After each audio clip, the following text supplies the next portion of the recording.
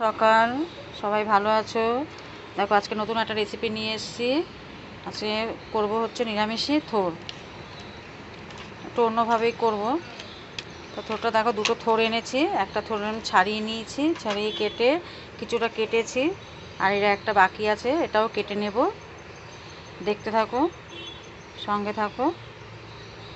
দেখো থোড়গুলি আমার সব কাটা হয়ে গেছে, এবার এক এক করে ধুয়ে নেব।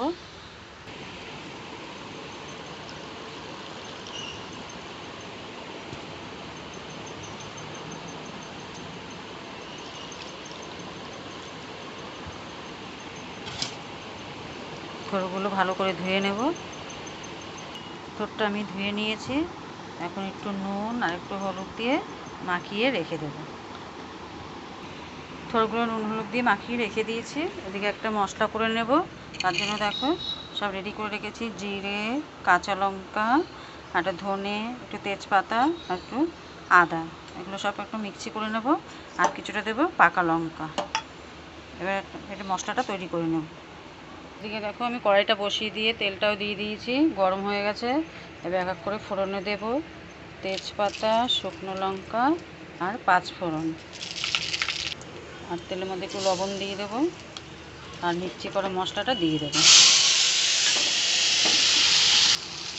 বাটি ধোয়া জলটাও দিয়ে দিলাম, দিয়ে দেবো।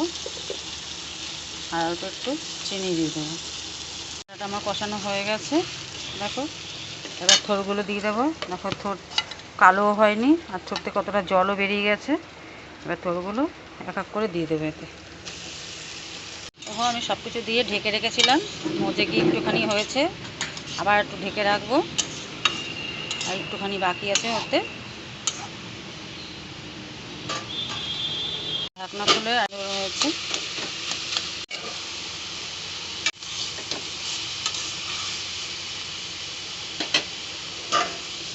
দেখুন আমার থোড় ভাজাটা হয়ে গেছে। দেখো এবার নামিয়ে নেব। কত সুন্দর হয়েছে, খেতেও খুব ভালো লাগবে। নিরামিষি থোড় এইভাবে বানিয়ে দেখুন, ভালো লাগবে খেতে। পরে আমি আর একটু চিনি অ্যাড করেছিলাম, সেটা দেখাতে পারিনি। এখন আমি নিয়েছি, আমার থোড় ভাজা হয়ে গেছে।